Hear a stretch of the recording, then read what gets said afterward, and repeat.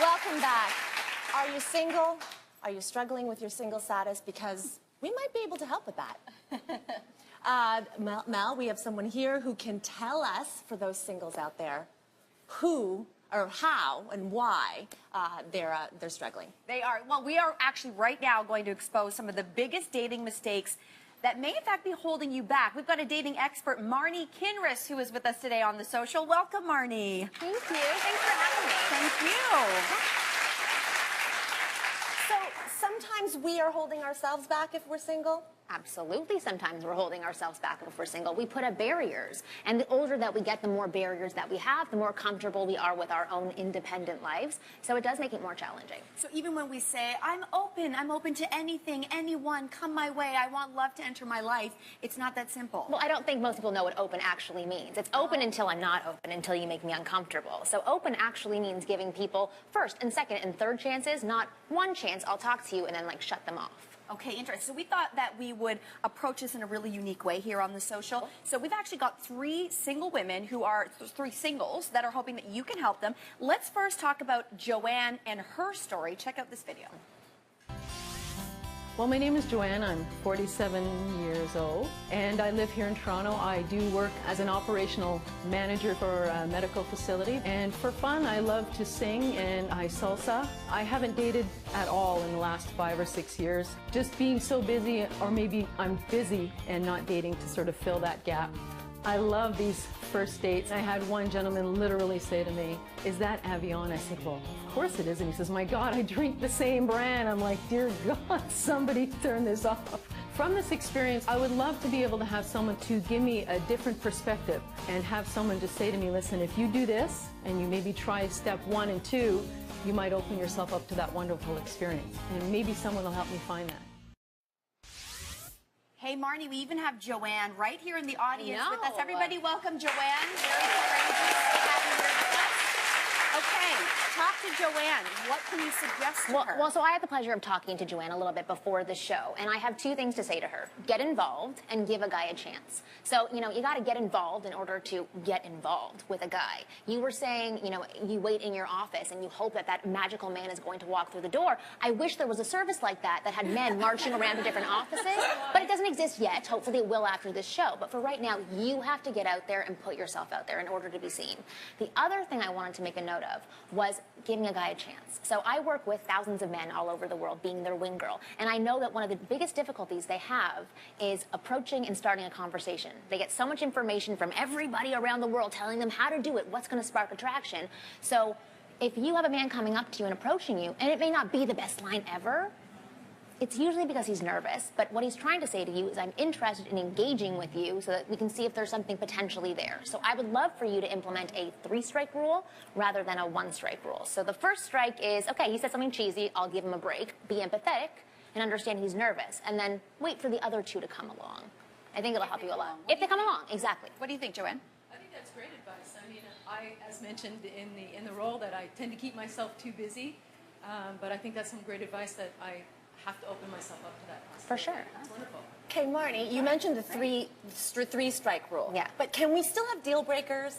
Because I would have a deal breaker. Like, certain things would be deal breakers for me. For sure. Listen, okay, good. Write a list of 5 deal breakers for you, but if Okay. you have more than that, then you got to start evaluating yourself. All right, so our next single lady is Kim. Let's hear her story. My name is Kimberly. I'm 30 years old and I'm from Toronto. I was in a 15-year-long relationship with my high school sweetheart. We were engaged, and 3 months before our wedding, our engagement ended. And that was 2 days before my 29th birthday, and it was the first time that I've ever been single in my life. I felt like a fish out of water. I didn't have a clue what I was doing, so it was a really interesting experience. I have been enjoying dating, but it would be nice to settle down sometime soon. I'm hoping that the expert will be able to teach me how to not be so shy and awkward when it comes to meeting guys, and to become more comfortable with dating and be more confident in my own skin. So, how can we help Kim? by letting her know it's totally fine to be single, to have a blast and have fun getting out there. 15 years since she was 15, she's been in a relationship. Come on, go out there. You're in your sexual prime. You are in your confidence prime. Say that again. You're in your sexual prime. Have Have a blast. Embrace it. Get on Tinder or some other sort of application that gets you out there and mingling and refine your social self. But in terms of flirting, because she was asking for some flirting tips, I'm not a flirting expert, but what I can tell her is that I help a lot of men spot the signs that women are flirting, because men cannot spot the subtle signals that we give. So if we smile a little bit, they're thinking, does she have something in her eye? Does she want me to, like, there's all these things that go through their heads to protect themselves, because they're just as afraid as we are to approach. They don't want to fall flat on their face. Right. So one tip I can give to every woman, whether they're in a relationship or not in a relationship, when you're with a man, be quite overt with your signals. So if you're talking to a guy and you want him to ask for your phone number, touch him a little bit, touch him here, just a little bit, and make eye contact and smile. Because for him, that's an obvious signal that you're interested, and it's okay to ask you for a date, your number, a kiss, whatever he wants. Okay, ladies, don't be subtle. Don't be subtle. There. Throw yourself at men. Right, Marnie, we've got one more story for you. We want you and everyone else to meet Cam.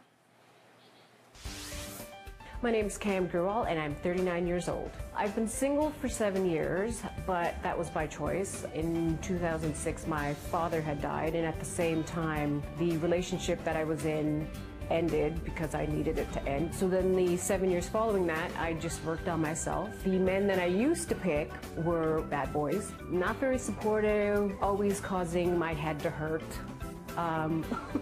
I feel that I am more prepared now to attract the type of guy that I'd like, which is a good guy.